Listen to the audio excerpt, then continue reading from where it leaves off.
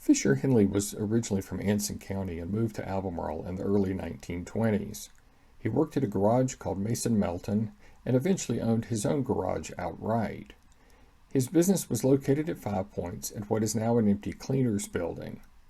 The covered area at the front in the picture is no longer there. Henley was a banjo player and he entered many statewide contests. At one point, he was state champion at least 9 years in a row. Henley was quite the entertainer and performed regularly on Charlotte radio station WBT during the 1920s and 30s.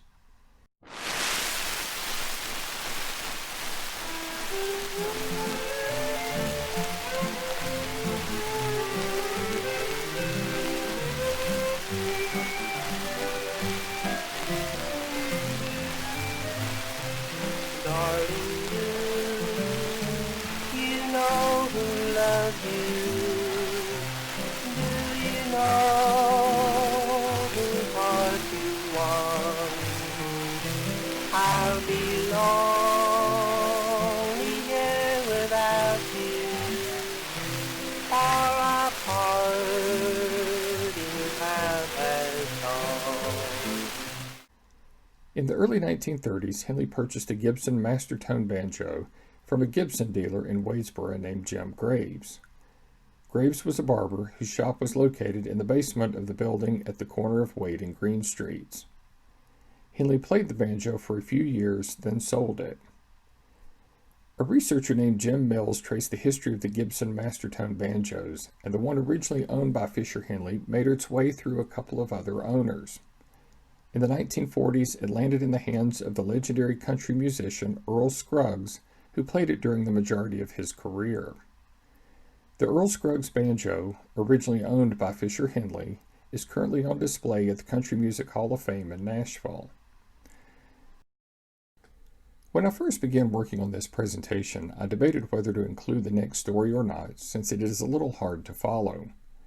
I finally decided the story is just too unusual not to share. Gaston Means was originally from Concord. He had attended the University of North Carolina at Chapel Hill, but did not graduate. He was working as the local editor of the Concord Standard newspaper when he was appointed the superintendent of the newly formed mill school in Albemarle. Even though he was still quite young, he was able to get this job due to the fact that his father was a lawyer for J.W. Cannon. Gaston did not stay in Albemarle for long. After a couple of years, Means became a salesman with Cannon Mills in New York and later Chicago. At some point over the next few years, his life made a dramatic change. In 1911, he became a private detective, and very quickly it was evident that he was quite shady. Before World War I, he worked with the German government and ended up defrauding them out of a lot of money. He also became an advisor to a rich widow and invested her money in his own accounts. The widow mysteriously died while she and Means were visiting a gun range. Even with his reputation, Means was hired by the FBI in 1921. They soon realized he was a loose cannon. In 1922, Means began working with bootleggers in the Washington, D.C. area. He claimed he could help with their legal problems due to his political connections, but many of the bootleggers still fell into trouble. Now, the main reason Means was included in this talk. In March of 1932, Charles Lindbergh and his wife Anne discovered their baby had been kidnapped. A wealthy socialite named Evelyn Walsh McLean wanted to help in the recovery of the baby. Ms. McLean had heard of Gaston Means' reputation and felt that due to his underworld connections, he would likely be able to get in contact with the kidnappers. When she met with Means, he told her that for $100,000, he could get the baby back. In order to get the money quickly, she took out a short-term mortgage on one of her properties. Means then led Ms. McLean on what amounted to a wild goose chase. At one point, he even said that he needed more money. Eventually, the mortgage came due, and Ms. McLean was forced to pawn a number of her most valuable jewels, including the Hope Diamond. Ms. McLean finally realized that Means had no intention of trying to get the baby back, and she had him arrested. Means was sent to jail and later died in Leavenworth Prison in 1938. Ms. McLean was able to get the Hope Diamond back. The Hope Diamond eventually made its way to Washington, D.C., where it is currently on display at the Smithsonian Institution's National Museum of Natural History. Rod Broadway is originally from the Albemarle area. He attended West Stanley High School and was an outstanding player on the football team. He was Stanley County Player of the Year in 1972, made All-State, and played in the Shrine Bowl as well. After high school, Broadway attended the University of North Carolina at Chapel Hill. He started on the defensive line for 3 years and made the All-ACC team his senior year. Between 1979 and 2002, Broadway served as an assistant coach for East Carolina, Duke, Florida, and the University of North Carolina. In 2003, Broadway became the head coach at North Carolina Central. During his 4-year stint, he had a record of 33 wins and 11 losses that included a 16-game winning streak, along with 2 Central Intercollegiate Athletic Association titles. During the 2007 through the 2010 seasons, Broadway served as head coach at Grambling State. While there, he had a record of 35 wins and 12 losses that included winning a Southwestern Athletic Conference title and several trips to bowl games. From 2011 until 2017, Broadway served as head coach at North Carolina A&T. His record was 57 wins and 22 losses that included 3 Mid-Eastern Athletic Conference titles. During his tenure as a head coach between 2003 and 2017, Broadway has the distinction of having won the Black College Football National Championship at each of the 3 schools where he has coached. In 2005 and 2006, he won at North Carolina Central. In 2008, he won at Grambling, and in 2015 and again in 2017 at North Carolina A&T. In 1999, Rod Broadway was inducted into the Stanley County Sports Hall of Fame. In 2007, the West Stanley Colts retired his number 74 jersey.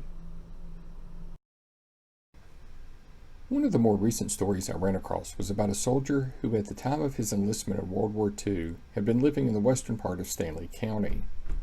If you have studied World War II, you will recall that on October 20th, 1944, General Douglas MacArthur made his return to the Philippines to fulfill his promise to retake the country from the Japanese. According to the American Legion magazine from January 1945, PFC Silas Thomas from Western Stanley County was in the first landing craft and the first wave to hit the beach during the invasion to retake the Philippines. The men in this craft were determined to raise the American and Filipino flags. Thomas was chosen to carry the American flag, and an American soldier who had been born in the Philippines was chosen to raise the flag of the Commonwealth of the Philippines. When their craft landed, these 2 men raced across the beach, planted the flags, and then participated in the fighting. Unfortunately, a photo of this event does not exist. Even though the famous photo of MacArthur wading through the surf to reach the beach is seen as marking his return, it was really a publicity stunt. The raising of the flags by PFC Thomas and his fellow soldier was the true symbol of America's return to liberate the Philippines. In 1969, the Philippines marked the 25th anniversary of the liberation from the Japanese occupation. Silas Thomas and his wife were tracked down and invited by the Philippine government to attend the ceremonies. According to Thomas's daughter, her parents were delayed due to confusion about tickets with the airlines and missed the ceremony. They still made the trip and were given first-class treatment by the Filipino government. This photo on the screen shows when Thomas and his wife met with the provincial governor and Filipino First Lady Imelda Marcos. Years later, Ms. Marcos made international use due to her collection of several thousand pairs of shoes. On a side note, Silas Thomas was featured on the cover of the April 20th, 1945 edition of Yank magazine. When I shared this photo with his daughter a few years ago, she was very excited. Later, after she had talked with some of her other family members, she said that they were not aware that her dad was on this cover, and they don't think he ever had known about it either. One of my favorite stories has to do with a large land development called the Albemarle Development Company.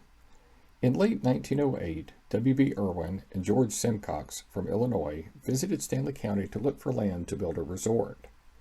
They purchased 103 acres on the south side of Albemarle and formed their new company. The goal of this new firm was to build a resort that would eventually rival Pinehurst. The company produced a booklet called The Advantage of Albemarle to help with their promotion. At some point soon after the company was formed, Irwin and Simcox went back to Illinois, and the operation of the company was taken over by James Masters of Hot Springs, Arkansas, and Albemarle resident Thomas Sibley.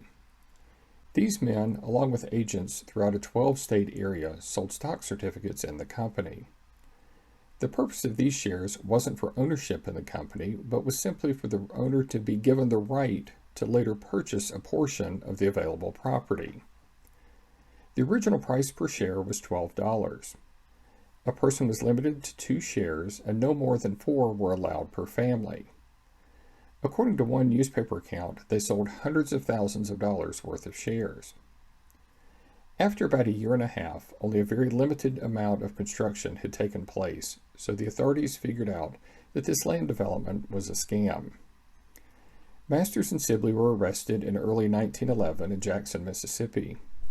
They were charged with mail fraud and brought back to Charlotte to stand trial. Information about their arrest was in newspapers all throughout the Southeast. At one point, while in jail awaiting trial, Masters and Sibley attempted to escape. A prisoner in a nearby cell alerted the authorities, and after a search of their cell, a few tools were found hidden in a ventilation duct. The authorities believed that a woman who had visited the men a few days prior, claiming to be a relative, had provided these tools. She had been carrying a bundle of what she claimed were undergarments and had not been thoroughly searched. A few months later, Masters and Sibley were released from jail due to a technicality in how they had been charged. I'm not sure what happened to Masters, but Sibley left his family in Albemarle and moved to Florida, where he died in 1938.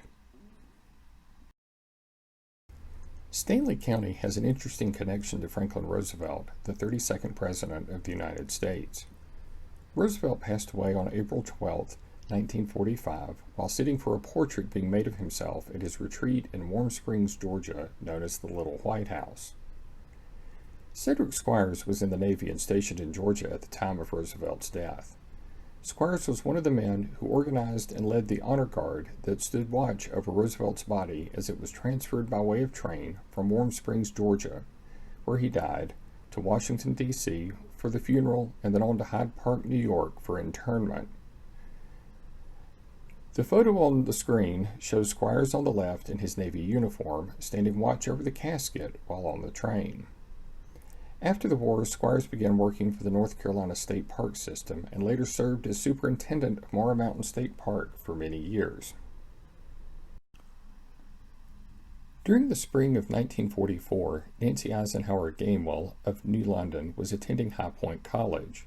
She was in the gym one day and was challenged to a game of 21 by a player from a men's basketball team at another school. Nancy hit 17 shots without a miss and won the contest. Coach Virgil Yao, head coach of the High Point men's team, told Nancy she should try out for his team the following season.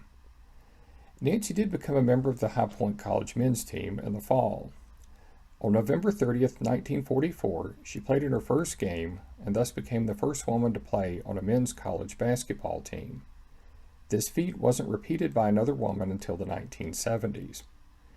Nancy played in most of the games during the 1944 and 45 season, and she started in 3 of the games.